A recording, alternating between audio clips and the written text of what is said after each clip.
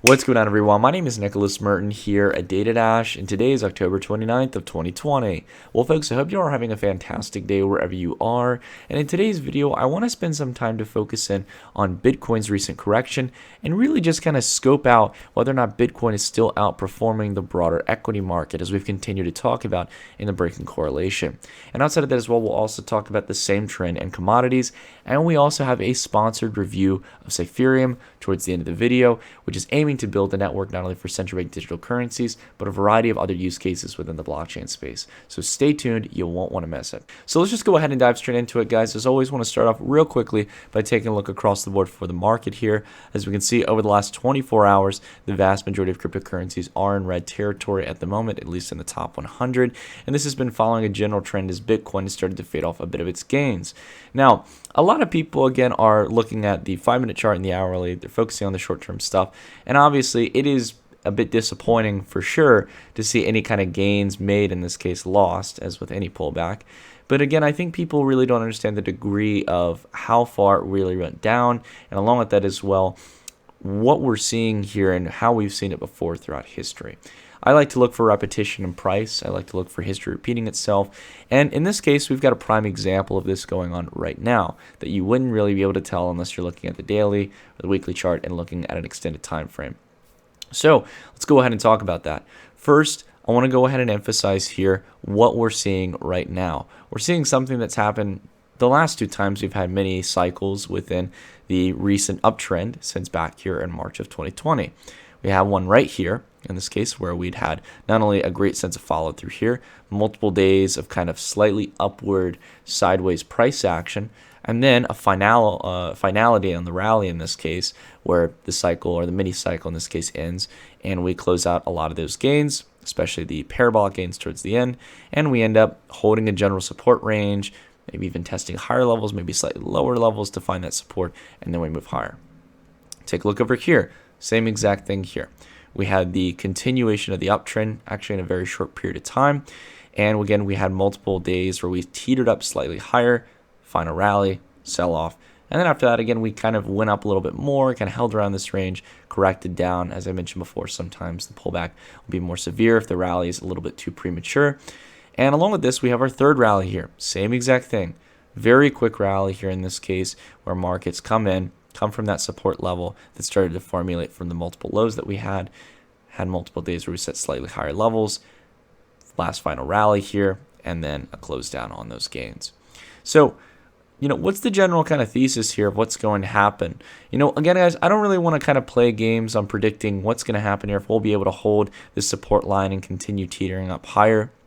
Right, we've got a ways to go until we get towards our Q1 estimate in 2021, where we're going to be hopefully breaking out above 20K, or at least retest up to 20K. The major thing for me, though, above all, that's so critical, and I know that this is a very wide range and a wide ask, is that I would love to see us maintain support on previous resistance for price. Right, and what does that mean? Right, it's basically taking a step back here to the weekly and seeing that we hold above the key level of 12K.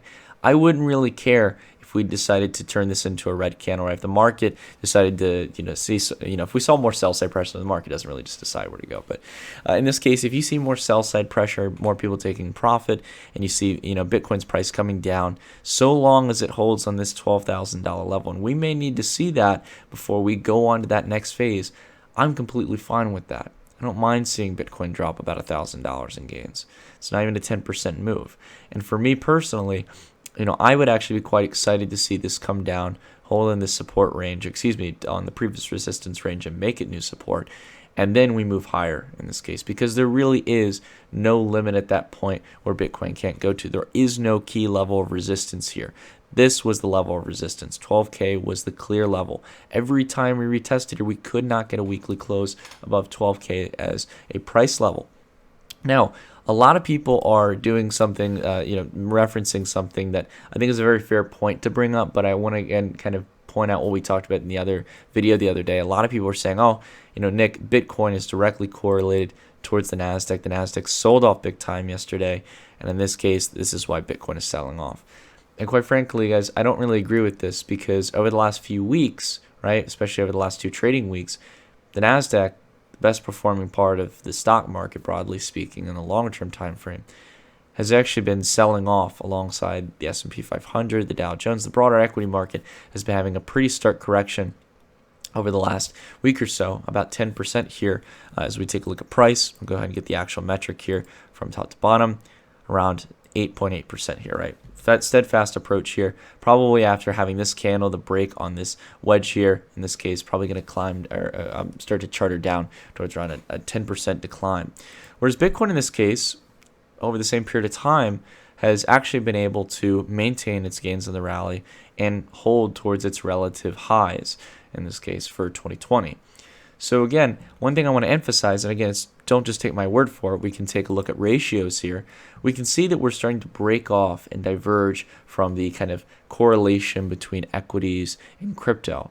I really want to make that clear that I think that as much as there has been a lot of similarities in the way that assets have reacted as we had a liquidity crisis back in March, and also the response of central banks to mitigate that liquidity crisis, we are going to see here a break off of Bitcoin as well as other digital assets such as Ethereum away from equities. And we can see this not only against the NASDAQ, which is the top performing index in this case, or at least the broad indexes for equities. We can see this as well for the S&P 500. Take a look here, guys, right? Whether we're on the logarithmic chart or not, right? We were in this kind of channel here where, broadly speaking, there was a kind of similarity. There wasn't too much of an expansion or volatility on the ratio. And in this case, building that narrative where people were, rooting in this case for just simply a correlation of the currencies as well as stocks, right? Cryptocurrencies and stocks. And now we're starting to break out of that channel where Bitcoin is outpacing equities. And along with this as well, we've seen this in gold. I do the exact same thing with gold against the S&P 500 and other branches of equities. Here, this has got to be the clearest chart as to why we were long on gold. There was higher lows, a key level of resistance we kept testing, building up to that ascending triangle. Again, we went long or made the call long on gold back in 2018. We started to formulate this trend. We broke out here, and now 2 times already we've made support on this level of previous resistance for gold divided by the S&P 500. And now it's showcasing here that we're ready to take off. Gold is ready to claim up new highs in 2021. Not only in price, in this case, as alone as an asset, but it's going to probably be breaking up above these previous relative highs against the S&P 500, whether equities sell off or not. Doesn't really matter. Same goes here for silver, right? Silver having a major boost here after having multiple relative higher lows, similar to how it did back here in 2000 when it was starting its next cycle. And the thing I emphasize here is, again, much like with crypto, as much as crypto usually has shorter cycles, and we believe in this case that overall we're going to have a top out near the beginning of 2023 or around the later part of 2022. As we have expanding cycles in crypto, they are shorter here than the commodity cycles that can last up to around 10 years from bottom to top. So again, we have to keep a long-term thesis here. We are seeing a seismic shift in the age of monetary policy where equities are finally starting to get outpaced by assets that hedge against monetary policy. Right? As markets, especially equities, are at overinflated values due to rampant speculation over the last few decades, and equities being the favorite asset, we're now starting to see that shift. And again, with all these corrections, guys, with Bitcoin and Ethereum selling off some of their gains the other day, just take a look at the weekly outlook. Right? You don't need me to emphasize this. This is something that you guys know true and well if you've been following this channel for a long period of time. We're still up generally for the week here, right? Nothing phenomenal in this case, pretty much neutral, but it's still a green candle. And it shows here that, any kind of like short-term sell-off here tends to be mitigated either through future green price action or it's just a blip on the map when it comes to the overall trend. No serious sign of a trend reversal. Same goes here for Ethereum. I think Ethereum actually has the better chart here, to be honest, guys, because Ethereum is obviously the smaller asset that I think it has more volatility and therefore higher returns. It's got DeFi going on. But mainly here, just like we emphasized with Bitcoin, we've been able to turn previous resistance into new support. Again, taking a step back here, guys, we did something very phenomenal and important here for Bitcoin. And that was taking the line of resistance here that it held down price. And I'll go ahead and take it here to the logarithmic chart, right? Taking this line of resistance that weighed down price 2 times in the past. We broke through, 3rd time was a charm. And we came down here, made it support, and continued higher. Maybe we have to do that with 12K. Maybe we need to come down and have a correction week or two. And then after that, if we can solidify support going through November and December, right, in Q1, in a matter of 3 months, bam, we pop up going from January to March, if not possibly even shorter, right? January to February, maybe just January. We go all the way up to 20K, right? Because at that point, you're going to get that same possible momentum, if not maybe even just a slight trace of that momentum we had back when we were at this price range before, right? Just emphasizing here, 2 weeks of price action made up, less than 2 weeks, made up the move here to where we need to go to get to 20K back in 2017. I don't think we're going to have the exact same momentum as we had before, but we sure as heck might have an opportunity to possibly get up there in a relatively shorter time frame than some people expect. So, anyways, that's it for today's video, guys, and I want to go ahead and dive in to this sponsored review of Siferium. So let's go ahead and jump into it. Alrighty, everyone. So in today's sponsored review, we're going to be taking a look over a project known as Siferium.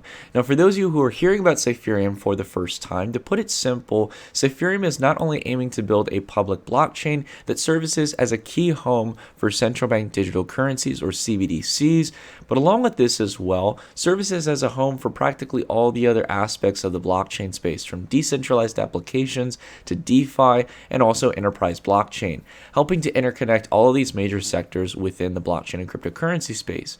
And I have to say, above all of the other projects out there that's really taking an approach towards tackling the market of central bank digital currencies, it makes the most sense for me. Siferium's approach is really exciting, and there's really kind of 3 key things that stand out for me personally.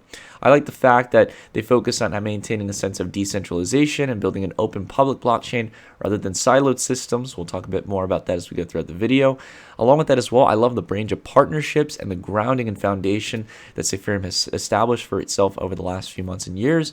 And outside of that as well, more than anything, I love the kind of full-scale approach to helping to interconnect everything that's existing in the crypto space with this world of central bank digital currencies. So without further ado, let's go ahead and just dive straight into it. We first off need to understand the value proposition of central bank digital currencies, because I understand that there are a lot of you out there who might be like myself, who might be big fans of Bitcoin or Ethereum, and some of you aren't exactly sure in this case about what kind of value proposition central bank digital currencies offer. So again, this is going to be more of a kind of market perspective. This isn't, again, whether or not you or I like central bank digital currencies. Right now, we know that the Federal Reserve, the ECB, the Bank of England, the People's Bank of China either already have developed central bank digital currencies or are pursuing the development of central bank digital currencies. And right now, obviously, cryptocurrency markets alone, in this case, are very valuable. Again, making up a pretty large market cap here. And I think actually at the current valuation, we've actually gone up towards around $400 billion at the moment. So approaching $500 billion. But people don't really understand the full scale of the market size for central bank digital currencies. Now, bear in mind, in many of these cases, they are stable coins in this case. They're aiming to maintain a value peg to a certain government currency. And it's a new form of accounting and distribution of currencies that's going to be created with networks like Siferium if they get implemented. Because of this, there's a major market size here, an estimated $37 trillion market here for central banks to tackle into. And this could be larger or smaller. It really depends in this case how central bank digital currencies continue to develop. But obviously, there's a major market potential here. There's a lot of problems, though, in regards to dealing with central bank digital currencies. So the first issue here in regards to a kind of barrier to entry is that central bank digital currencies have been built in siloed systems. Every central bank across the world is really not collaborating that well with amongst one another. There's a lot of kind of tension and kind of different ideas about what would service my region best, or along with that as well, what system is going to be less trusted so I don't have to deal with not trusting other countries or other central banks. So because of this kind of siloed approach, we're not only not providing all of the necessary tools to make things function properly, such as identity, being able to have a nice consensus mechanism for finality, and more than anything, a consensus mechanism that doesn't require trust. But along with this, it's difficult to have true interoperability where, again, we can have liquidity from different currencies being able to transact amongst one another in the same network. And this is the problem. Interoperability has been a broader issue in cryptocurrencies as a whole. So if we want to see central bank digital currencies, or even consider it for that matter, we need to fix this problem. So let's go ahead and dive into some of these issues here. Let's get right into the nitty gritty of it, guys. Obviously, here in this case, there's a lot of partnerships here that kind of showcase the foundation here for Siferium as a project. They've been working with a lot of major companies from Google Cloud, Microsoft, Chainlink, Omfif, in this case, which we want to dive into a little bit later on. And along with that as well, Amazon Web Services. And a lot of this has to do with the fact of the approach from Siferium as a company. Now, in this case, Siferium as a project in this case really has one key standout, and that is its consensus mechanism. It's my favorite component of the project personally. They have basically been aiming at focusing on one of the key problems that leaves people to distrust Bitcoin in this case. Whereas a lot of people just kind of take Bitcoin's finality at face value. In this case, yes, Bitcoin has been a relatively consistent network over time. But regulators, especially those creating central bank digital currencies, are not only worried about a system in this case where there isn't, in this case, finality on transactions, but along with that, something that can reach some kind of throughput. And the great thing is that Siferium meets in the middle here. It has the kind of decentralized, trustless nature here of Bitcoin, but along with that as well, a throughput model that still takes into mind that security that Bitcoin provides, but also provides something that can provide the throughput of a payment network that we're used to for things like Visa or Swift. So, bearing that in mind, how do they go about doing this? Well, they actually are using something known as hot stuff, or otherwise may be seen as the Byzantine fault tolerance consensus mechanism that Libra used. Now, many of you probably know about Libra in this case, and as a project that a lot of people like myself, we talked about it back in 2018 or 2019. I think it was back in 2019 when the project really started to explode up after the rumors had come out and it was official and they released the white paper. But there's something that's important to keep in mind with Libra's approach that was a bit of a failure, or at least an adjustment in their strategy. Over time, as they released the secondary white paper later on, after obviously getting kind of grilled by regulators, getting a lot of criticism about how they were building a central bank digital currency, they actually decided to move away from their vision of going from a permission system where it's controlled by central entities to a permissionless system like Bitcoin or Ethereum where anyone can participate in the consensus mechanism. And this alone right here is probably one of my biggest gripes with the Libra project in the long term, because I really truly believe that these systems have to be decentralized, not just because of the ethos of blockchain, but because if you're going to have a system where other central banks are collaborating with one another to this degree and are going to be building new systems, it's going to have to be imperatively decentralized and or at least open for people to communicate. And if we're also wanting to see these networks communicate with DeFi, for example, if you're to create a central bank digital currency for the Fed, so a US dollar stable coin that's issued by the Fed, and we want it to be able to interact with dApps and DeFi, it needs to be on the same network. It needs to have something that's completely trustless. Imagine if the Fed and other central banks had control over the consensus of what happens when interacting with DeFi apps. It's not DeFi anymore, right? So it's, again, this overarching kind of message here. It's very important. So we have to understand how hot stuff works and how the kind of process of consensus differs for Siferium versus Libra. Now, the major difference here is that there's a two-step process versus the traditional system from Libra in this case, where they just traditionally use hot stuff in a kind of permissioned way, which, yes, could be very highly scalable, but however, it is centralized. So we're going to talk about in this case how Siferium uses not only hot stuff, but also proof of work that we know about from Bitcoin in order to remove the trusted element here. So the first thing here that's important is that people go through the process of mining a block. They're continuously competing in this case, doing the computation very similar to how they would do on the Bitcoin network. And once a miner in this case is able to show the validation that they did the proof of work, that they were able to get the hash in this case that proved that they did work, they actually are able to broadcast to the network, very similar to Bitcoin, and they go through what's known as the second portion, which is the voting committee, where people come together in this case and they actually go ahead and go about producing blocks in the network. And the great thing about this is that it's a linear scaling model. There's a really good video here that I recommend you guys check out here with Sky Guo, who is one of the founders of the project. And he's, again, doing this really great interview over at Chainlink where he talked about the fact that in this consensus mechanism, you can still maintain decentralization, but also linearly scale. So what does that mean? It means that in this case, if you have, for example, 1,000 nodes participating on the network, you only need to communicate 1,000 times on what's happening on the network. Along with this as well, when it comes to having 100 nodes or a million nodes, you only need to communicate to the degree of how many nodes you have on the network, which is actually a much better scaling model than most decentralized systems. Because again, what you're having here in this case, at least from my understanding, is that you're having it where someone is going about mining a block and they're getting the authority in this case to produce the block, broadcast the updated state to the network for a couple of blocks in this case, and then it goes towards doing another mining block, right? So again, makes things a lot more scalable. In this case, is not dependent on having 1,000 different miners competing and again doing that every single block. In this case, doing it every couple of blocks. A much more interesting model than what I've seen beforehand. And again, builds a model where, again, you're not just trusting a few major companies like Libra to do the consensus mechanism. Again, I don't think this is really safe in the long term to just have it where there's not a kind of trustless nature to what Siferium is trying to propose. And it's a big reason why I like the project.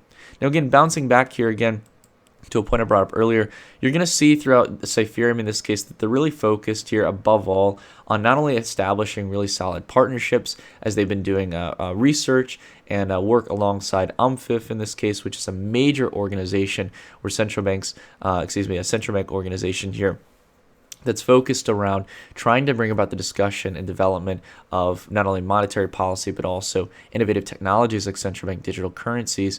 But what, again, I like here, and I think what makes Siferium stand out, is its kind of philosophy as a project of kind of getting past all of the noise and focusing on getting towards the true barriers and resolving these true barriers of central bank digital currencies. There's a really good quote here that I wanted to read here that came from an OMFIF article here in this case that summarized a panel discussion. And you can see here that Sky was talking about this. So I want to go ahead and read this here.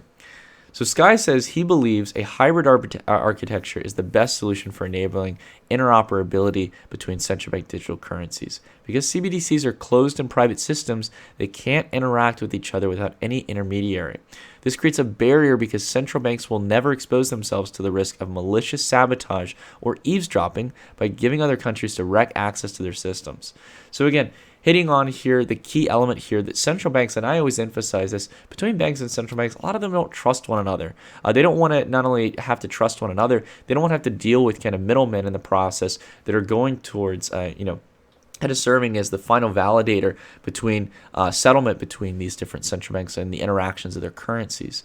And again, this is why, again, I think Siferium and many other projects not only differ from Libra and a lot of major players, but they have a fundamental different narrative and approach that really could be the determining factor as to whether or not they succeed or fail in the long term. And again, I keep that risk in mind in that case. Again, guys, with all these projects, I'm not here to just state here that Siferium is absolutely guaranteed to win out. I'm just saying in this case that they have a much more fundamental and decentralized approach than what Libra has in this case, where it's a distributed permission network. And I think it's very, very interesting. So the last thing here that I want to talk about is diving in a little bit to the team and talking to my third point, which is kind of the all-in-one encompassing solution. So Siferium, in this case, has a really interesting team. As you can see here, they've got Sky, who's the founder of the project here, the chief executive officer. He's not only been a NASDAQ blockchain analyst as well as a UN blockchain analyst, but along with that, you have a great team of people from Solomon Zhang here, who's actually helped to build out the architecture for Siferium. As you can see, the team's scrolling through a bit here. But they also have a lot of different advisors that I know about. Jeremy Gardner as well. He's a great advisor in this case on the team. So again, I would recommend you guys do some due diligence, check into the team members, feel out the project, see if you think there's the talent on board to really make this happen, because it is a big initiative. I think more than anything, it's very ambitious. And I know that from founding my own startup. I know that sometimes, you have to understand that there's more risk in this case as you're going towards the bigger projects that are trying to do a lot of things right. But I do love, above all, that the idea here is that Siferium, if they're going about building a network for central bank digital currencies, they're building the framework to not only complement all the needs for central bank digital currency, but all of the other needs for things like DeFi, other decentralized applications, and enterprise blockchain, so that we can have one central ecosystem that's decentralized and scalable, in this case, to actually be able to bridge the gap between central bank digital currencies and the world of crypto and DeFi. So let's take a look here at the use cases. First off, digital identity. This is very, very critical as you go throughout the white paper, which you can always access on the website. You'll see a continuous emphasis here on kind of fixing these key pillars here of the gaps that have been kind of met within the central bank digital currency world, providing a central digital identity system that allows people to transparently interact and provide identity verification. You can't do this through traditional blockchain networks. Again, not per se making it mandatory in this case, right? But making it where if you're interacting with maybe central bank digital currencies or traditional, more centralized kind of networks that are controlled by central entities, in this case having digital identity. Along with this as well, focusing on a system that provides interoperability for central bank digital currencies. So again, being able to make payments cross-border, being able to interact with other currencies, and being able to make a liquid system that just works across the board.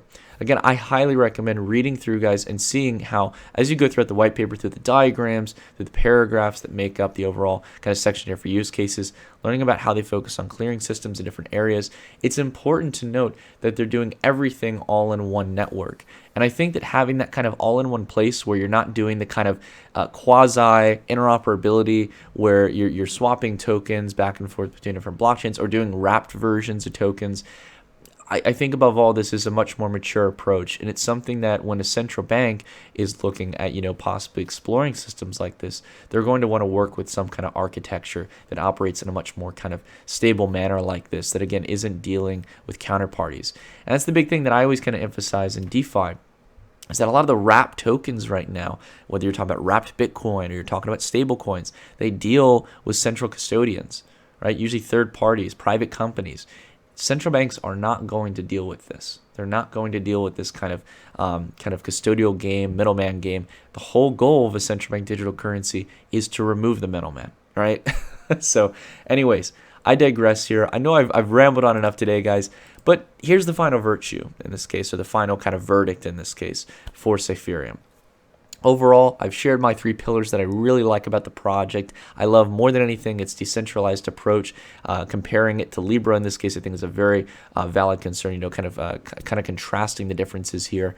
I love it along with it as well, the establishment partnerships that it has with Omfif, with a lot of major companies like Google Cloud, real established partnerships, which are hard to come by in the cryptocurrency space. And along with that as well, the all-in-one approach that Siferium has compared to other networks that are aiming to either solve the same problem, if not similar problems. I really think that these are the benefits here of Siferium. And overall, in the sense of things that I would say that I'm maybe a bit skeptical of, I would say above all, I just want to see more than anything Siferium continue to ground itself in actually getting some established partnerships with utilizing the Siferium network, right? All these networks are very early on, so there's a bit of kind of risk in anything in that case. But I think more than anything, with the foundation that they've built, I think they've got a good chance here at possibly getting some of that market share that we talked about for central bank digital currencies. And as we know, this is going to be a very, very valuable market. So I'm interested in the long term. And above all, I recommend you guys spend some more time researching into the white paper, checking out all the details in regards to their website. I'll have it linked down below in the description. But all in all, everyone, I hope you are having a fantastic day wherever you are. I hope you enjoyed this review. If you'd like to drop a like, and I'll see you all in the next video. Take care, everyone.